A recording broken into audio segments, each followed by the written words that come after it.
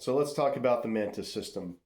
So rewind 5 years ago where I had this Glock 34 as my concealed carry and I wanted to get better. So my very first influencers or the biggest influences on my life at that point were actually Jeff Cooper via writings and Masad Ayub. This is before I started watching Hilton Yam's videos where I went to a Scott Lindsay class. There was a brief period in my life where I didn't really know what to do. So how do you get better? You watch mediocre shooters on YouTube and you take their advice. And they all recommended the Mantis system. So I picked it up and guess what? I got better at learning how to press the trigger and nothing else. The pros of the Mantis system, I really should just say one pro, is that it helps you learn how to call your shot. And there are a massive amount of cons with the Mantis system. The Mantis system is really just like step one of Dryfire. You press the trigger, Mantis system gives you a number, 100 is great, 0 is bad. You're at the slide, you press the trigger again. That's step one of learning how to Dryfire. And the Mantis system traps you in that environment.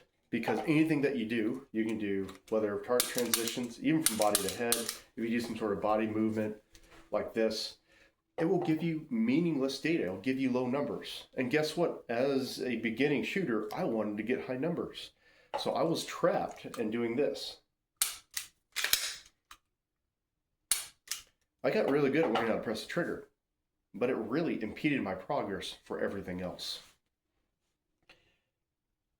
If you are an instructor, one really good thing about the Mantis system, and something that I'm actually kind of excited about for their Titan X, which is effectively this setup minus the moving slide, is that it can help prime the pump of your students.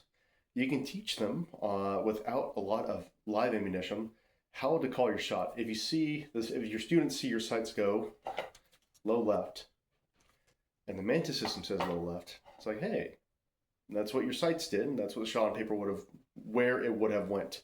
Obviously, you can do the same with live fire, but there's some of that in dry fire as well. And as a beginning shooter, if you manage to find my videos, thank you for watching. It will help you do that as well. If you, with a red dot, if you see your dot moving all over the place, and then you press the trigger and the Mantis says it went high right, that's probably where it went, especially if you're static shooting. What I recommend you do, if you're a beginning shooter, get a used Mantis. Try it out until you learn how to really call your shot. Validate it on the range. Throw the Mantis system away after you do that. After that, it will literally get in the way of everything else. Then learn how to dry fire for real.